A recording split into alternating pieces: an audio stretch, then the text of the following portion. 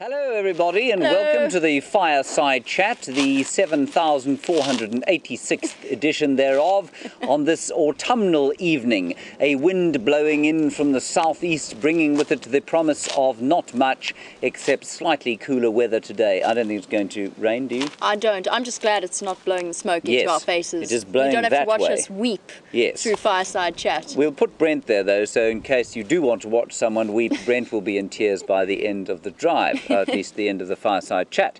So a jam-packed full show we have for you tonight, of course. You're supposed to say that when you're hosting these things. Absolutely. Basically, we're going to be talking about leopards. We've got a number of different leopard clips to show you. We'll be looking at the habituation of the runner, aka Gijima. That is the Zulu term for run. We'll be looking at Karula and chatting a little bit about her babies, and obviously we can talk about the imminent perhaps babies, so we'll talk about the mating that's been going on with Tingana and Tundi, and then of course Tundi, at least Tingana's other offspring with Shadow, in the culvert on a particularly stupid piece of ground. We'll talk about the stupidity of the den sites chosen by the genetic legacy that is the Karula dynasty. And then we have another one, that's a bit of leopard comedy for you. Tingana attempting to do things which a leopard should find relatively easy, but so far has failed to do so this week.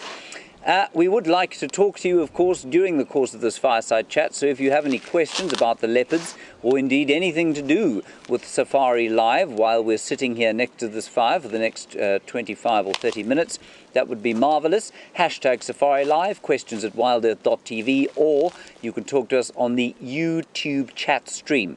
I don't know why I find that so difficult to say, but I get it wrong just about every time. You mix it up all the time. All the time. You chat tube I stream. say the tube chat tube. There's an elephant chasing the zebra around. So there is. The clearing. Yes, there is an elephant, very cross, chasing zebra. The zebra are coming this way. It's a stampede. It is a stampede. It's actually quite impressive. It's lovely. I'm sorry. Oh, Brian's filming him. Brian's you gone see, that Brian way. is extremely skilled. Well done, Brian. Excellent work. Good job. I promise you there was an elephant there, though, just to clarify, because I'm not sure you can see it. I can't see it.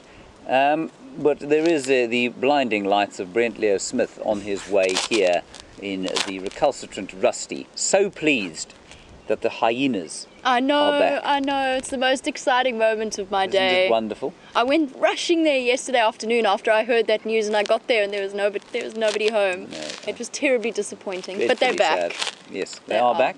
And Kirsten says they've grown substantially in the last 2 weeks, which I suppose you won't notice the difference too much, but you haven't been away for 2 weeks. And I don't know. I feel like if I miss out on them for 2 days, they've grown. It is It's amazing. Astounding. Yeah. And we'll probably have some new ones even. I mean, that clan seems to be multiplying at a quite terrific rate. Anyway, I think while we wait for Brent Leo Smith to come in here, he's going to tell us all about the habituation of leopards. But while we sort of wire him up, as it were, let's have a look at the clip of this magnificent new male leopard called Gijima. Have a look at. So I'm actually going to just try to sneak forward an inch so you can see his face. But I'm going to stay far away. There we go. So it's very, very important when dealing with unrelaxed animals, and with all animals, in fact, is not to drive straight at them. So I'm just going to keep talking normally, and this is one of the best ways to habituate an unrelaxed male leopard. And you can see there, he's moving his head, trying to get a reaction from us to see if we've actually spotted him. So you can see this is a really huge progress. He hasn't run away from us, he's stood up and he's walked away from us. So that's a massive, massive bit of progress. The fact that he's laid down flat, he's not nearly as perturbed with our presence as he was a bit earlier. And while we've been sitting here, I've been slowly speaking a little bit louder and a little bit louder, just to get him used to the sound of a human voice. It's just hope he relaxes and carries on feeding. I don't want him to rush down the tree, so I'm not going to move at all from where I am now. Look at that, isn't that incredible? Look at this, guys, we're so much closer, and he's almost giving us the quintessential leopard silhouette. And look at that, he's still, we're probably about, oh, wait for it, here it comes, the back of the leopard ears in the fork of the tree with the fading light behind him. There it is. Isn't this amazing? Just that little bit of patience has really paid off with this guy. we're now probably 50% closer than where we were. Right, hello everybody. So a magnificent sort of clip there, I think. I mean, not the most impressive visuals of a leopard that you've ever seen, but some highly skilled operations from the man to my left-hand side, currently sitting in the smoke, Brent Smith. Thank you very much, James, Yes. and hello everyone. I know you just saw me, but I magically appeared out of the darkness. Yeah, it was a really exciting and thrilling experience. I do love habituating leopards, and I've been fortunate enough to do it in some other places in Africa.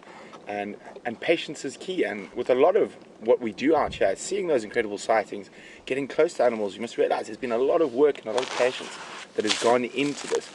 So we are able to bring you these fantastic visuals all the way from deepest, darkest. Well, yes. I think in the Sabi Sands, of course, we don't have to do it as often as this because we see them from when they are tiny little cubs. And so the leopards kind of grow up very used to us. So, I mean, where do you think Gijimas come from? I guess Kruger, in the most sense. I mean, from the point where we have been seeing them around the Buffalo's Hook waterhole, it's probably about 4 kilometers to the Kruger boundary. And there's no tourist roads in that western section of Kruger. There's no private concessions there. So very possibly he's been living in one of those wilderness areas in the Kruger National Park that people never get to go to. So, I mean, by wilderness area, Brent means, of course, an area where people are not allowed to go. So they have a few of them in the Kruger where there's no walking, there is no driving, and just researchers go in every so often. So I think that's probably exactly where he's come from. And you reckon he's how old? Close to 5, I'd say, 4 to 5 years old. Closer to the 5 side. He hasn't quite got the dewlap, but it's on its way. And he looks to be in pretty good condition too. Beautiful. Yeah. And also no big nicks on his ears, no big scratches. So I don't think he's challenging for territory just yet. So there were reports of Karula mating with an unrelaxed male in the north. I don't think it's him. I think it's another one. I don't think he's old enough yet. Really? Yeah. That's interesting. Very interesting.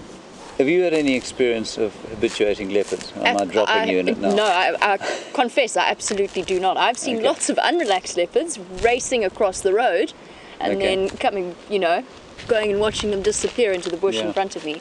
But I've never spent a great deal of time with unrelaxed leopards. I've never been lucky enough to have the opportunity.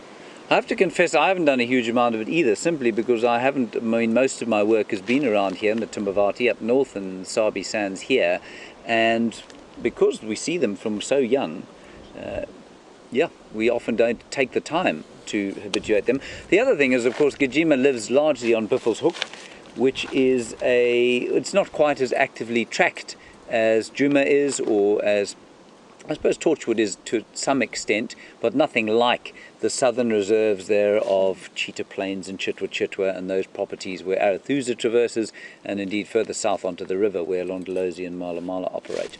So I think that's rather a fascinating new development going on here, and whether or not he was the one mating with Karula is interesting.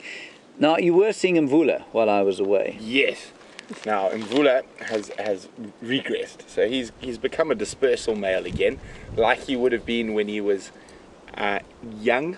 So as he was moving around, he would have snuck between other males' territories. And now, as he's got old, and Tingana has literally forced him out of the 99% of his territory. And then Shivambalan, which is one of Karula's offspring, is coming back from the Kruger and pushing. And he had that little spot around Cheetah Plains where he seemed to avoid. But now Shivambalan and Tingana have been seen there in the last 2 weeks. So he is literally popping up everywhere. He even popped out well inside Anderson's territory, I heard from the guys in the west. So that's interesting. By dispersal, I mean, you called him a dispersal male, did you? Yeah. I mean, basically a male without territory, without fixed abode, as it were, and that's because he ain't a young man anymore. And we reckon the Panthera guys say he's about 13. 13, yeah. Which is a pretty good age for a male leopard. Now, you were at a rangers meeting recently. We've got a question from Susie regarding Kwatile and what's happened to her. Were there any updates from there? It seems very sad situation. For those of you who missed it, Kwatile was a female leopard that we hardly ever saw. Very beautiful. She's sort of the top of her territory just touched on our southern boundary of Arathusa. But we had a report from some of the guides a couple of weeks ago that she had been suspected bitten by a snake and that she wasn't looking good in the last sighting that she was seen in, and she hasn't been seen since. Oh! Such a cross elephant. There's an elephant there chasing the zebra still. Right? And we might stoke the fire. Slight distraction there. So it does seem as though it's a very sad situation. It does seem as though that Quitile has died, and because she had 3 small cubs, it's most likely, well, it's absolutely certain if she has died, they will also have died at some point along the line. And we did have some questions a little bit earlier about would we go and rescue those cubs, and of course, no, we wouldn't. And there are a number of reasons for that. The most obvious being, of course, that these things normally end in tragedy, and B, where would we put them? Would we subject them to a life of living in a rehabilitation centre for the rest of their days? And that's not anything against rehab centres, but it's not necessarily the life that a leopard was born to. But it's not all doom and gloom. It is not. No. I saw, yesterday I was very lucky and some friends took me on a game drive, and I saw her last daughter who's moved into her territory, a female by the name of Takani. So she's about 3 years old now, and she's basically taken over the core of Quitile's territory already. And does she have that beautiful golden colour? She's very pretty leopard. The legacy of the Sunset Bend female from River Londolozi. leopards. Oh, Wonderful. Marvellous. Just so gold compared with the yellow legacy that is Karula's, basically. The very kind of pale yellow, lemon yellow versus that golden. So distinctive. it is. It's incredible. And in the Sabi Sands, it's even at Londolozi, you had both of those legacies side by side. Yes. And very visible. Yeah. Right, we're going to move on to our next section here, and this is the clip of Karula. Again, not wonderful visuals, but just lovely to see her again. Have a look. Ooh, is she going to take it up a tree? Is she going to take it into this tambuti? Come on, girl. It's a good idea. She is looking up into the tree, and that tambuti would be a perfect spot for her to hide a kill like this.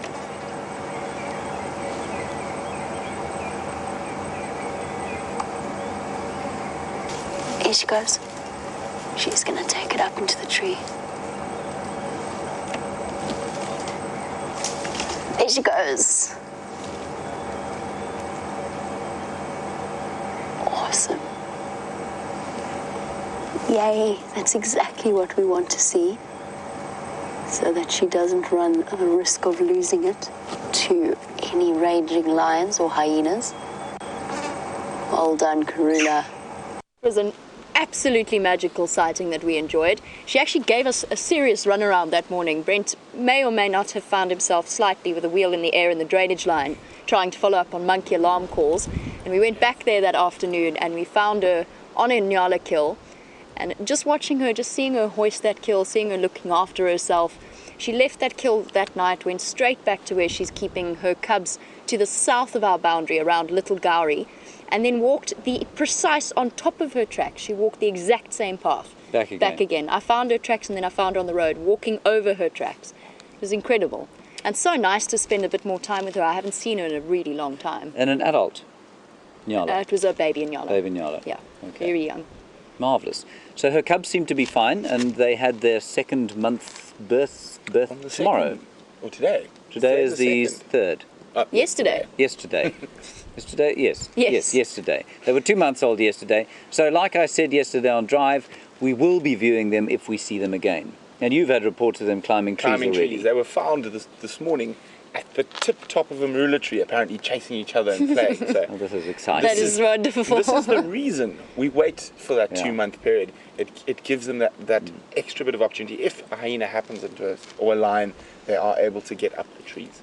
But a good opportunity there will segue into the idiocy with which those two leopards have chosen their dens. Yes. Both in culverts on main roads. Shadow at the moment on the Triple M break, right? Yes. And how long has she been there? About a week or so, I would say. And it's fascinating. Both Karula and Shadow have done exactly the same thing, both on main roads, not in the same place, but still around these culverts in the main road where they're delivery trucks, there's constant traffic. And I've been racking my brains trying to think if there's any logic behind it, and I don't think so. I think it's just... And it's a main highway for the lions of the reserve as well. That to me is what's so odd about it. But, I mean, to me the logic is that a leopard is not a digger, really. No. And so while Shadow did give birth in a termite mine, I've actually never heard of that happening before. You have, but I'd never heard of that before. Caves and little places where they can, put their little cubs are in short order here. There are not many of them around. So those culverts are obviously seemingly ready-made. They're so used to the vehicles, they don't give a continental about the vehicles. Yeah, and that's how it is. Very, very. Yeah. I mean, the male lions walked over the top of those cubs. Birmingham boys. That is the one thing, is that they're a major lion highway as well. Yeah. Now, Michelle, you're in Sweden, and your question has slipped my mind. I'm hoping Brent has got it. I thought you were listening. Oh, no, I've got it. I remember it now. Michelle, I'm going to pass it to Brent. Michelle would like to know, Brent, will those cubs be travelling to kills at this age? Well, with Shadow, definitely not. They're still far too young. Karula, I have seen them that young, but I would probably say maybe another couple of weeks before she's going to start moving them big distances. But I have seen cubs that young being moved before. Actually, we were talking about Sunset Bend female. Her daughter, they used to take them from even younger than 2 months onto kills. So I mean, they'll start eating meat at sort of 4 weeks, basically, if it's around, but they will only wean at 3 months or just over. And I mean, that's pretty early if you think about it. A hyena's 6 months. Yep. And we are, of course, between 2 years and 4 years in the case of some people. And lions also very little time. So they do have to wean very quickly. They do have to get onto meat very quickly indeed. And then, of course, the possibility of new cubs. Possibly. Yes. Now we'll have a look a little bit later, just after the comedy of Tingana. We'll have a look a little bit later at some of the mating that's been going on between Thandi and Tingana, and that of course is hopefully going to play into some more cubs for us to watch. So we'll have hopefully 6 or 7 to view every single day for the next 2 years. Wouldn't that be great? Oh, that's a very exciting prospect. Right. On that note, let's go and have a look at Tingana and his slightly comical behaviour with a hapless and very dead, very heavy warthog. He has eaten a fair whack of it already, and hopefully he is going to hoist this one, unlike the last kill we had with him. Oh, he's going to move the carcass. Look at those flies. No, silly, there's a branch in the way.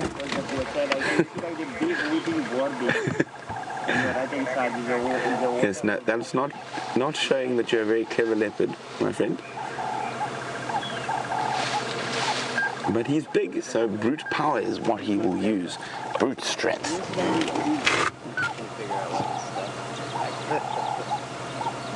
This is quite amusing.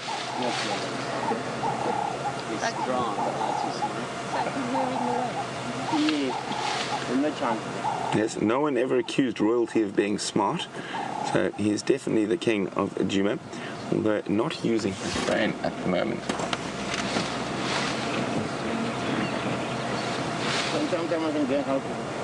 Oh, look, this is amazing.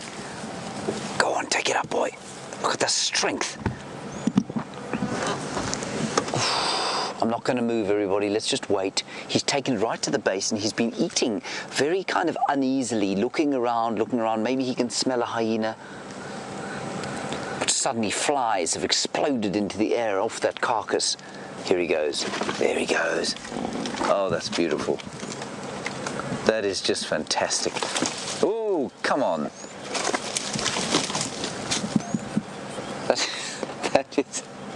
That's not very impressive at all. So that was possibly one of the more comical moments I've had with a big male leopard like that. One would think he could have figured that out, but I suppose we are all allowed a sort of a silly day. But it was amazing. He sort of reminded me of one of the big dogs I had as a kid, a boerboel, and sort of holding onto the end of a rope and not letting go, and then sort of eventually you just think, okay, if I just keep pulling, it's gonna work. No. So shake it again, and it was just, he just wasn't having a good day, as you found later on that evening. Yeah, I mean, I drove once a big cat trainer who told me that a leopard was as clever as a dolphin. Tingana is not in that class. That was not a complicated puzzle to work out. That was pretty gormless behaviour. He then climbed the tree with the pig. He'd eaten, well, a good probably another quarter of it or so. So it probably weighed, I mean, that was a big warthog, so let's say between 90 and 100 kilograms, almost 200 pounds, if it was a big adult, and I think it looked like a big adult. And he then tried to take it up the tree. And why he let go, I don't know.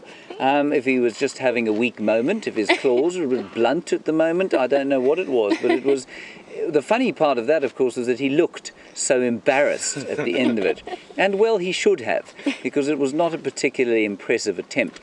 Now, a leopard, of course, is able to lift twice its own body weight in theory. But I mean, I've never believed that.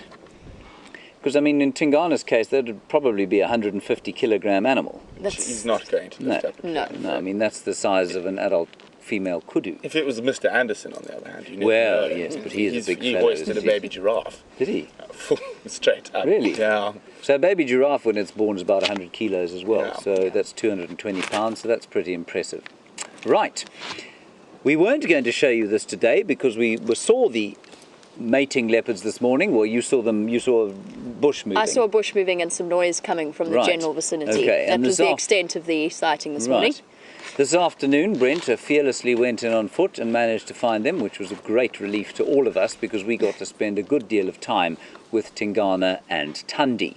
So have a look at this very new spanky clip. Oh, here we go. Here we go.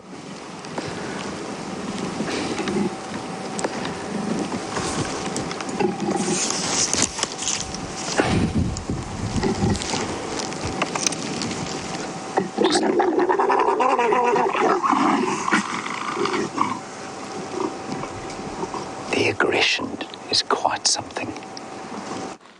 What I meant there was spanky new clip. I'm not sure what a spanky clip is to be. So if you could, the trouble with being live, of course, is that you can't take it back. Whatever you say is now in the ether forever and ever. So if you could blot that from your memories, that would be great. I don't know what a spanky clip is. Brent, can you talk us through your emotions? You have not forgotten it already. Could you talk us through, rather, your experience of walking in on them on foot?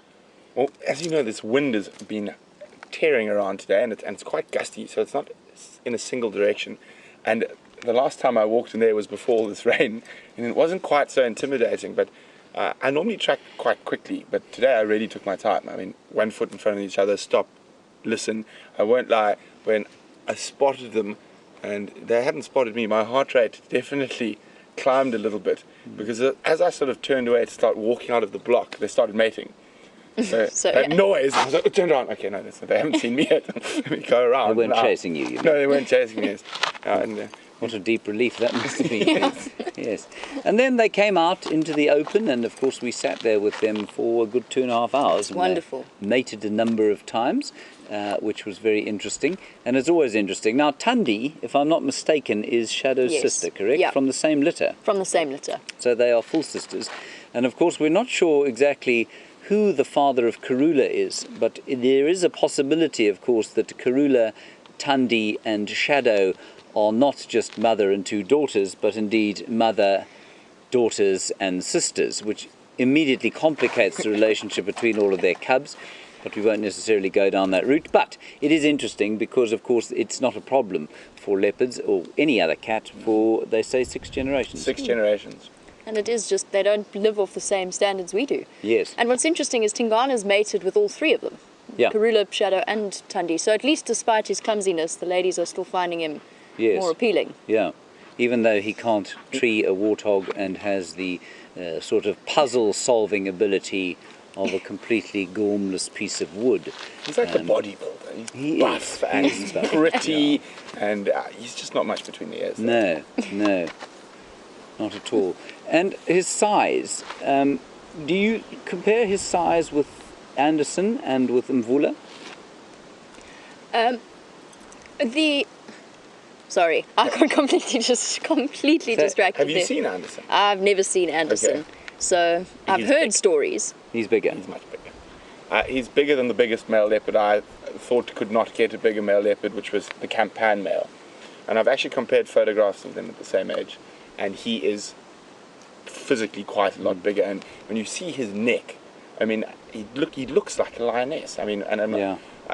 I'd guess him. It's very difficult to be completely accurate. I'd say Tingana is probably 80 to 85 kilograms. Do you think that big? Yeah, I do. I think he's just got Okay. that weight, and I think Anderson's over 90, which Okay. is monster as Yeah. leopards go. I think the largest leopard ever recorded was 98 kilograms. Yeah. So very wh- interesting. How big? 98. 98. Okay, that's a bust. That's bigger than me. Well, that's not hard. It's definitely bigger than Jamie. Definitely bigger. Jen B, quickly, you wanted to know about, well, given the fact that Tingana is mating with all three of these females, is that not a problem for genetic diversity? In a human population, it might be, but not with a leopard population. Chances are, of course, he is now 9 years old. He will probably not last beyond 13. He's almost 10, so I mean that's 3 years. By the time, if there are females in these 2 litters or 3 litters, hopefully soon, if they do come to maturity, yes, he might mate with them, but that kind of I don't like to use the term incest, I meant inbreeding, will not then carry on because he will have to remove himself after that. So it's not, I mean, from a human population point of view, and probably many mammals, it would be a problem, but for the cats, not so much. Right, it is now time for a little song, just Our before we favourite say goodbye to you. Well, it's my favourite time. You chaps, of course. Brent Leo Smith sometimes dances for us. He might do that tonight. I'm trying to convince Jamie that she should sing for us, of course. Which should be the equivalent of Tingana's comedy hour, just different. No, that's Brent playing the drums. Yeah. Scott playing the drums. The song I've chosen for you, very rude because he's not here. The song I've chosen is from that wonderful Paul Simon album, Graceland, and it is called The Boy in the Bubble, the opening track. A beautiful song. Thank you very much for a wonderful week. It's been lovely to be back here. Well, I've only been back for 4 days or so. But we will see you tomorrow, Monday, which is the same as every other day for us. Pretty much. We're very At lucky. 6 o'clock in the morning. Stay safe and happy wherever you are. This is The Boy in the Bubble by Paul Simon. Dance anytime. I'll let you get going first.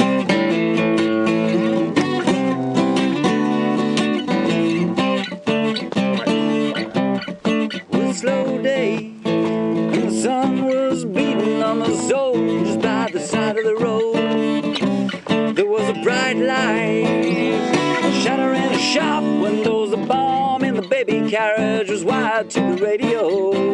These other days of miracle and wonder. This is a long distance call. The way the camera follows us in slow-mo. The way we look to a song, oh yeah. And the way we look to a distant constellations dying in the corner of the sky. These are the days of miracles and wonders. So don't cry, baby, don't cry, don't cry.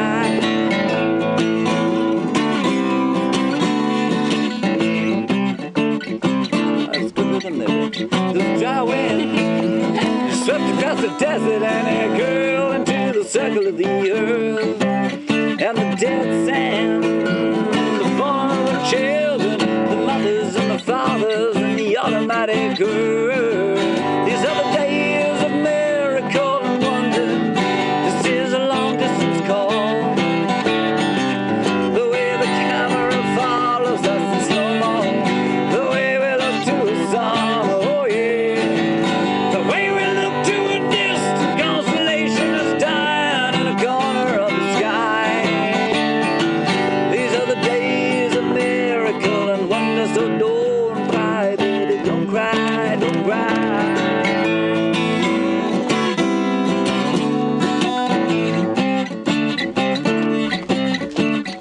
Turn around, jump shot, it's everybody jump start. It's every generation throws the hero off the pop chart. Medicine is magic, magical is all. There goes the boy in the bubble and the baby with the baboon on. I believe this other day, some lasers in the jungle, lasers in the jungle song.